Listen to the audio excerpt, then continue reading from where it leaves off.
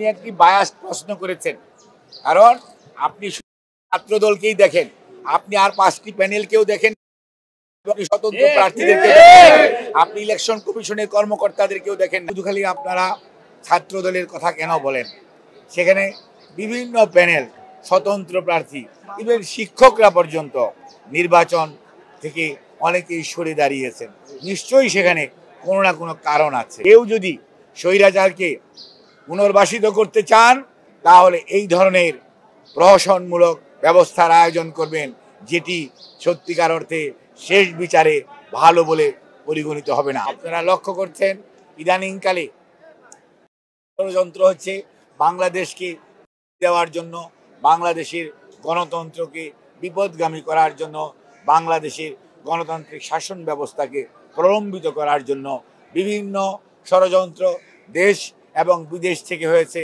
এখানে পলায়নকৃত স্বৈরাচার অথবা রাষ্ট্রবিরোধী শক্তি আজকে তারা তলে তলে ঐক্যবদ্ধ হচ্ছে, আঘাত করছে, যাতে বাংলাদেশ গণতন্ত্রের পথে পরিচালিত হতে না পারে, বাংলাদেশ বিশ্বের দরবারে একটি মডারেট ডেমোক্রেটিক কান্ট্রি হিসাবে যে তার সুনাম সেটি অক্ষুণ্ণ রাখতে না পারে, সেই লক্ষ্যে আজকে পলায়নকৃত স্বৈরাচার এবং দেশবিরোধী শক্তির ঐক্য, সেটি যদি আমাদের রুখতে হয়, তাহলে মনে রাখতে হবে দেশের সাধারণ মানুষকে ঐক্যবদ্ধ করতে হবে, তাদেরকে সাথে নিয়ে এবং গণতন্ত্রকামী মানুষকে সাথে নিয়ে আজকে আমাদের এই ষড়যন্ত্র রুখে দিতে হবে। মনে রাখতে হবে জনগণের শক্তির সামনে, জনগণের ইচ্ছার সামনে, জনগণের আকাঙ্ক্ষার সামনে গণতন্ত্রের প্রতি জনগণের যে অদম্য স্পৃহা, এটিকে থামিয়ে দেওয়ার শক্তি কোনো ষড়যন্ত্রকারীর নাই। কাজেই সব সময় সারা পৃথিবীতে দেখা গেছে, যখনই কোনো দুর্যোগ দুর্বিপাক আসছে, যখনই কোনো স্বৈরাচারের উদ্ভব হয়েছে, জনগণই সিদ্ধান্ত নিয়েছে। এবং বিগত 36শে জুলাই 2024 জনগণই সিদ্ধান্ত নিয়েছে। ছাত্র জনতার আন্দোলন ছিল বৈষম্য বিরোধী আন্দোলন, সেই আন্দোলন এক দফার আন্দোলনের রূপ লাভ করেছে জনগণের অংশগ্রহণের মাধ্যমেই। কাজেই আজকেও যারা দেশের গণতন্ত্রকে পিছিয়ে দেওয়ার, গণতন্ত্রকে ফিরে আসাকে প্রলম্বিত করার অপচেষ্টা করছেন দেশে এবং বিদেশে বসে, তাদের হীন চেষ্টা জনগণের ঐক্যবদ্ধ প্রচেষ্টার উপর এবং সচেতনতার উপর কোনো দিনই স্থান পাবে না।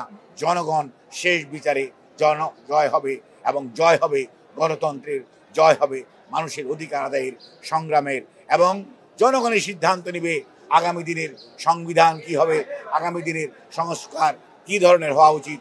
জনগণ যাদেরকেই নির্বাচিত করে সংসদে পাঠাবে। বিশ্ববিদ্যালয় সমূহের মধ্যে যে সংসদের যে নির্বাচন হচ্ছে আপনারা দেখতে পাচ্ছেন, এটি নিয়ে গতকালকে যে ডাকসু নির্বাচন হয়েছে, সেখানে শুধু খালি আপনারা ছাত্র দলের কথা কেন বলেন?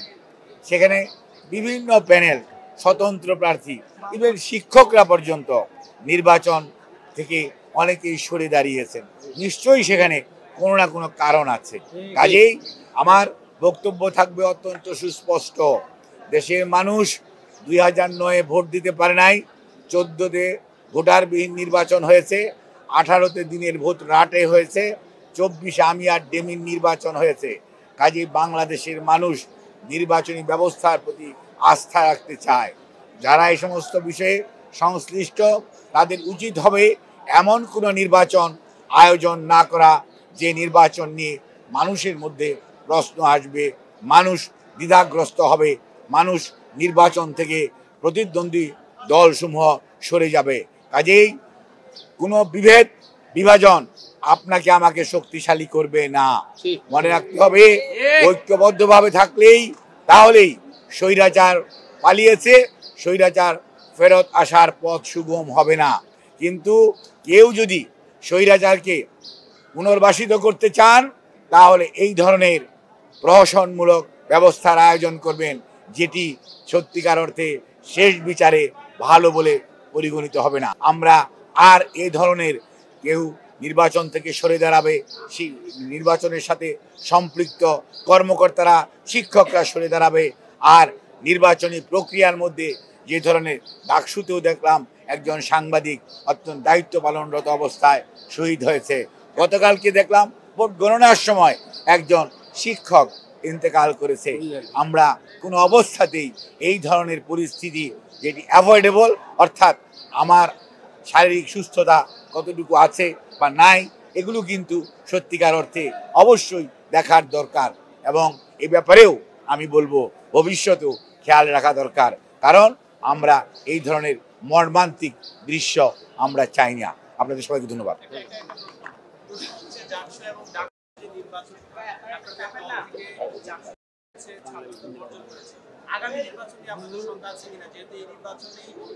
আপনি একটি বায়াস প্রশ্ন করেছেন, কারণ আপনি ছাত্র দলকেই দেখেন, আপনি আর 5টি প্যানেলকেও দেখেন, স্বতন্ত্র প্রার্থীদেরকে আপনি ইলেকশন কমিশনের কর্মকর্তাদেরকেও দেখেন নাই। কাজেই আপনার এই ধরনের প্রশ্ন আরো মানুষকে বিভাজিত করবে। সাংবাদিক মানুষ, আমি আপনাকে অনুরোধ করব, আপনি যখন প্রশ্ন করেছেন আমি কোনো ক্রস করি নাই। আমি যখন কথা বলবো আপনি ক্রস করবেন না, এবং আমি আপনাকে স্পষ্টভাবে বলে দিতে চাই, আপনারাও যারা গণমাধ্যম কর্মী, আপনাদের যথেষ্ট ভূমিকা ছিল, আছে এবং ভবিষ্যতেও থাকবে।